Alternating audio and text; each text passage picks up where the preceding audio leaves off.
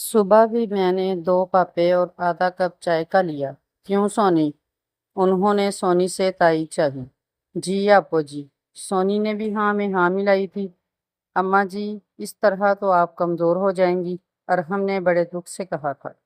अरे नहीं पुत्र, अब हमारी उम्र नहीं है ऐसे खाने की।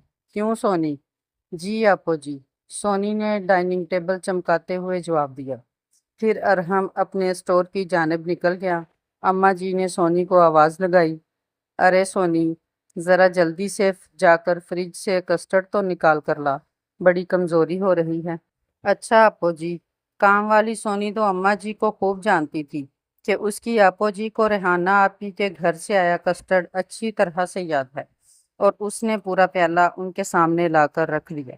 जब से वो ब्याह कर आई थी ऐसे ही देख रही थी। अम्मा जी बहाने घड़ कर खूब खा पी लेती थी। सोनी इस काम में उनकी सही मानों में मददगार थी। अरहम को तो अपनी माँ की सेहत की फिक्र थी। उसे तो बस यही दिखता था कि उसकी माँ इस कदर कम खाकर अपनी तबीयत न खराब कर ले। वो उनके आगे पीछे फिरता रहता था और अम्मा जी की अदाकारी तौबा ही बनी। कुछ लोग ऐसे ही होते हैं, तो फिक्र ना किया कर, झल्ली ना हो। उसने अम्मी जी से जिक्र किया तो उन्होंने एक नहीं सुनी। पर क्यों अम्मी जी? उनका घर, उनका बेटा, सब कुछ तो उनका है, फिर वो अरहम के सामने ऐसे क्यों? रुमैसा की हैरत बजा थी और अम्मी जी उसे उससे ज्यादा समझाना नहीं चाहती थी। उसकी शादी को अभी महीना भर ही गुजरा था। शायद वो उसका दिल सास से बुरा नहीं करना चाहती थी। उसके अब्बू मियाँ अहमद अली और अरहम के मरहूम वालिद मेहताब रजा की बड़ी दोस्ती थी। सालों की दोस्ती को दोनों दोस्तों ने एक मजबूत रिश्ते में बांध दिया था। मंगनी के 3 महीने बाद ही अरहम के वालिद गुजर गए, पर उन दोनों की शादी इसी तयशुदा वक्त पर हुई थी। अरहम अकलौता था तो रुमैसा 2 भाइयों की लाडली बहन थी। अरहम बहुत अच्छा इंसान था, पर उसकी अम्मा, जिन्हें सब आपो जी कहकर बुलाते थे, वैसे तो बहुत अच्छी थी, पर उसे कुछ अजीब सी लगती थी। अरहम के सामने उनका रवैया ही बदला हुआ होता था। कभी कभी उसे लगता कि जैसे वो अदाकारी कर रही हैं, फिर वो अपने आप को ही लान तान करती। बूढ़ी खातून जिसकी बेवगी का गम अभी साल भर पुराना था।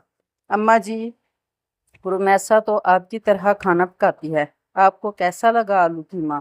अरहम रात खाने पर खुशी खुशी पूछ रहा था। रुमैसा के हाथ में वाकई जायका था। अरे बेटा, कैसा खाना? मैंने तो दोपहर को भी चंद लुकमे जहर मार किए थे, अब खाने से दिल उठ गया है। क्यों अम्मा जान, अब्बू क्या गए? आपकी तो भूख ही उड़ गई। जैसे इस तरह तो आप कमजोर हो जाएंगी। अपना रंग तो देखें, पीला पड़ रहा है। क्यों रुमैसा?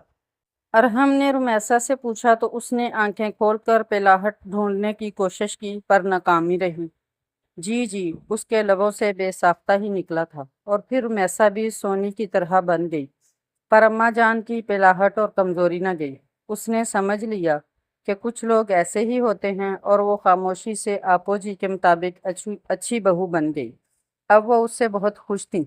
वो सोनी के साथ बावर्ची खाने में मसरूफ थी। आपो जी हस्बे आदत बाहर खाने की मेज़ पर उसकी बनाई हुई रसमलाई से इंसाफ कर रही थी कि अचानक से उसे धड़ाम से कुछ गिरने की आवाज़ आई। वो और सोनी बाहर की जानब दौड़ी। उसका दिल धक रह गया। आपो जी ज़मीन पर गिरी हुई थी। शुक्र करें आप इन्हें वक्त पर ले आए, वरना ये अटैक खतरनाक भी हो सकता था। खैर, उनकी दवा और खाने पीने का ख्याल रखें, डॉक्टर आपो जी की रिपोर्ट्स देखते हुए बोला। यही तो बात है डॉक्टर साहब, अम्मा जी कुछ खाती ही नहीं। देख लें, कमजोरी से उन्होंने अपना क्या हाल कर लिया है। अरहम रो देने वाला था। नहीं नहीं, ये कम खाने की वजह से नहीं हुआ। आप उनकी रिपोर्ट्स देखें, उनका cholesterol, sugar level, haemoglobin level. मेरा कहने का मतलब है कि इन्हें सादा ग़िज़ाएं दें, चिकनाई से पाक। Sugar free. फ़िलहाल तो अभी उबली हुई सब्जियां और सलाद तो उनके लिए बेस्ट हैं। डॉक्टर अपनी रो में बोले जा रहा था और अरहम हैरत से उसे तक रहा था। आपो जी शर्मिंदगी से ज़मीन तक रही थी। हाय, मेरी रसमलाई का डोंगा तो ज़मीन पर ही गिर गया था। उन्होंने बड़े दुख से सोचा, उनकी पसंदीदा रसमलाई।